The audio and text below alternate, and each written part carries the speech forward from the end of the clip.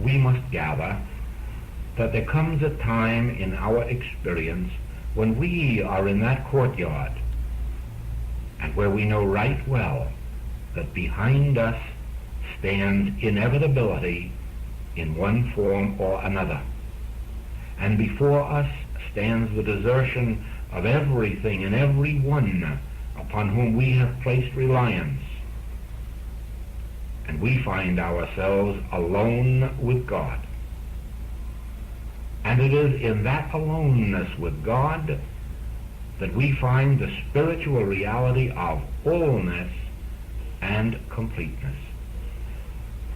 You can't see this unless you can see that the mission of the Master was not merely to multiply loaves and fishes, or to raise physical bodies from sickness to health, or death to life, but that the mission of the Master was to take us into a new dimension of life, a fourth dimension of life, a spiritual dimension in which we would find that when bereft of these temporal aids, when bereft of even temporal good in any and every form, that right there, the spiritual reality of being was eternal, infinite, omnipresent, and no true thing was lost.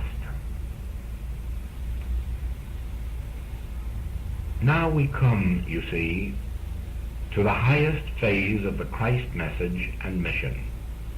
And that is the one in which we rise above humanness, above human experience, above improving humanhood, into the revelation and realization of a kingdom of God in which there is no loss, no lack, no limitation, and in which the Master finds not humans to desert him, but angels to bear him up.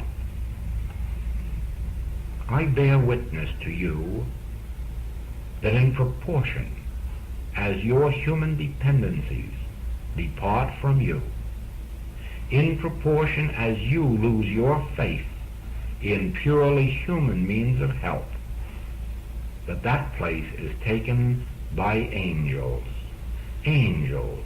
guardians sent from on high, from deep within, from the infinite consciousness, and we find a new world and a new life.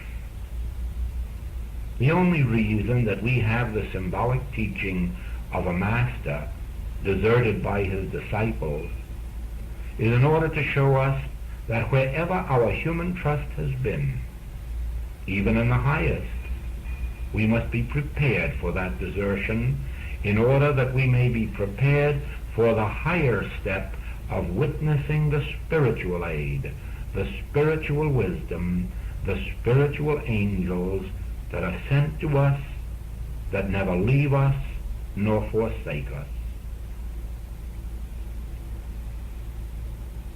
Remember, I will never leave you. I will never forsake you. But that is not a man. That is an angel talking. That is an angel. That is a guardian. That is God's own witness within your consciousness saying to you that if your mother or your father desert you, which we are told is so in Psalms, though your father and your mother desert you, I will never leave you. I will be with you. Whether it is your mother or father, or Jesus' mother, or his disciples, we now know through this symbolic lesson that there is that which did not desert the Master, and which enabled him to reveal to the world that the desertion of human help is but the elevation necessary to the realization of divine help. Of course, it isn't necessary that we be crucified. It isn't necessary that our friends or relatives desert us, or that we be betrayed.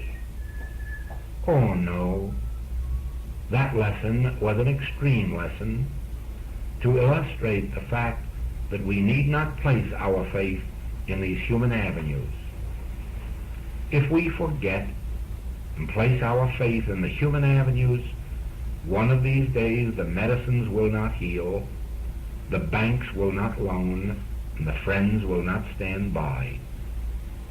But while we are in the midst of this human experience, through the lessons given us in the Master's revelation, if we begin here and now to understand that here and now, as we begin to give up the dependency on our disciples, on our relatives, on our friends, on our capital, on our investments, then do we find that we are picked up by angels, by spiritual power.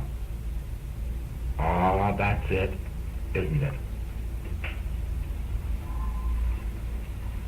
Do you know that there are spiritual powers? Do you know that actually there are spiritual powers which are called angels or guardians or messengers from on high, which are nothing more or less than realizations or feelings of spiritual presence and power within us? That these are more real than the disciples of the outer plane or the friends and the relatives of the outer plane. And that the entire mission of the Master was to reveal to us that there are guardian angels, that there are everlasting arms about us, that there are these unseen presences and powers upon which we can rely with much greater faith than on anything in the visible. What I would like you to see tonight, what I hope you will see, just out of this Easter season unfoldment, is that there are invisible presences and invisible powers, invisible beings, invisible forces that are able to pick us up, but can only do it as we release our hold on the temporal powers. These invisible forces do not reach us and do not take over while we are holding on to that which is visible, finite, and temporal. And only as we release our mental hold on these, only as we release our faith and trust in that which is visible, do these invisible powers take over and reveal to us an inner world of reality. Now remember, the Master said very clearly, my kingdom is not of this world. And in that statement you have your Easter lesson. My kingdom is not of this world. My disciples did not come to my aid. The people I healed and fed did not come to my aid or even to testify for me. But you watch, and you will see the invisible angels, invisible powers that will enable me to walk out of the tomb and will enable me to ascend above all mortal discords. That was the Easter lesson. All of humanhood would betray, all of human powers would leave, but I can call on angels. I can call on angels. Now watch. These angels will pick me up, and these angels will lift me from that cross and will take me from the tomb, and then that will be the glory of the Father's message, because that is what the Father has been trying to say through me, and ye haven't seen it. Have ye eyes and do not see, and have ye ears and do not hear? I am bringing you a message not of greater good in this kingdom, but of powers and of a presence from the invisible kingdom. My kingdom is not of this world. I have overcome this world, but within me is this divine presence, these tremendous forces, and I tell you of them.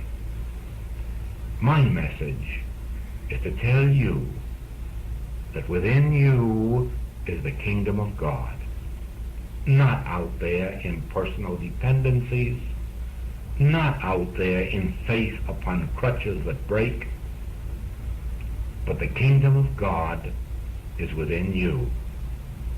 Now I show you my disciples who have deserted me. I show you those I've healed, fed, who desert me. Now I will show you the invisible. Watch its power.